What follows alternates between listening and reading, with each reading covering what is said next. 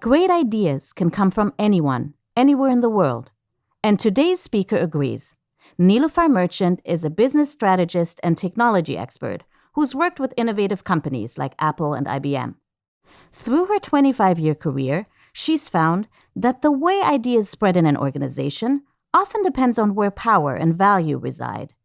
But she thinks that the best ideas we've never even heard of can finally emerge when we stop trying to do it alone and find others who support us. There is nothing more valuable on earth than an original idea. Here we are, gathered together, where the entire premise of our convening is to celebrate ideas we're spreading. Brilliant ideas, they light up a room. They light us up. Ideas are what rupture the status quo and brighten the future. Some ideas are heard, most are not. Sometimes it's engineering ignoring the designers or marketing ignoring sales, because every organization has a group that's deemed less worthy of being heard. Young people are dismissed as inexperienced and older people as out of touch. Almost always commonly marginalized people, for example, the disabled or people of color, had their ideas marginalized too.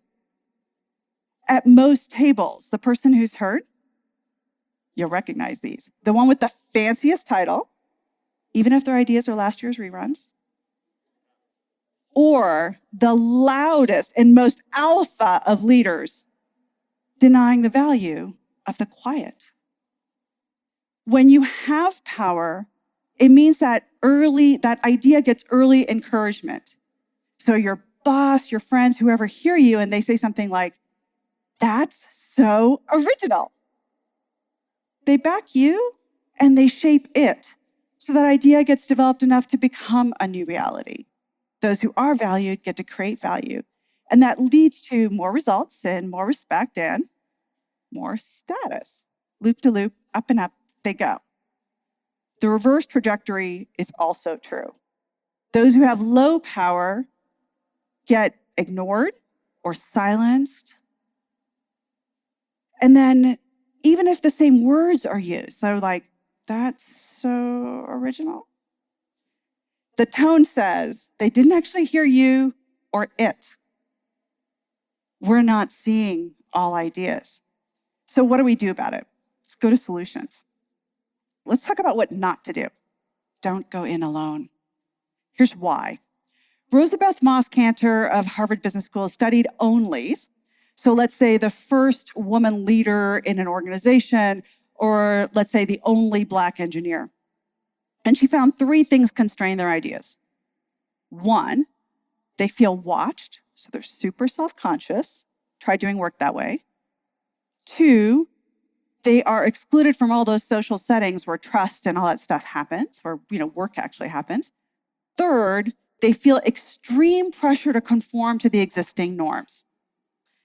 So the thing is, most of us, when we're that only or first, it's not enough. We'll never break the barrier because we'll actually feel so much pressure to conform. Not because we're weak, but because we're human. We don't conform because we want to, but because we have to. Human beings are social beings.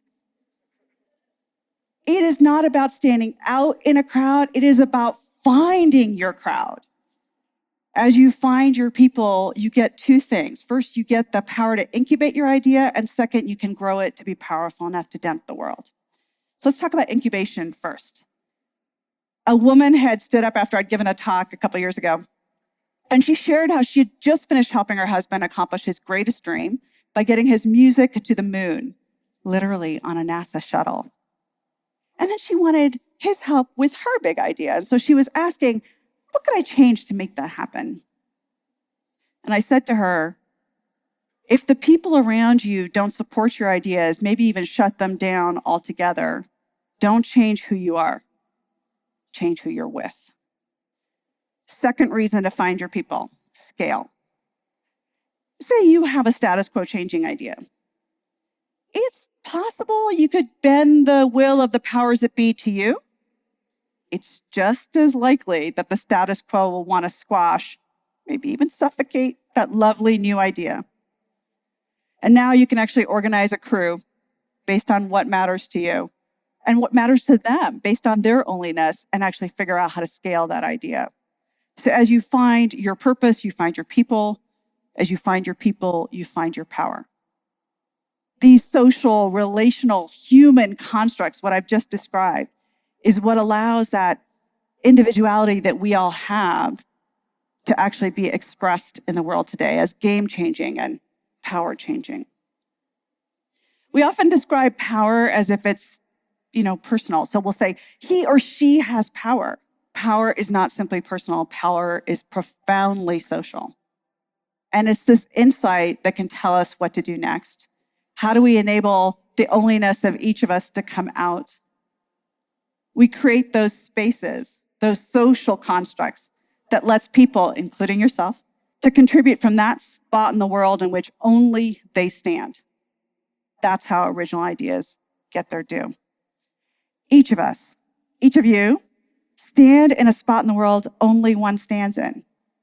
And from that spot, your history, your experience, your visions, your hopes, everything that is you informs that perspective. It is that power of place, sort of like this big red circle, that follows you around, that is yours. Distinctly one's own, the source of ideas, compared to no one.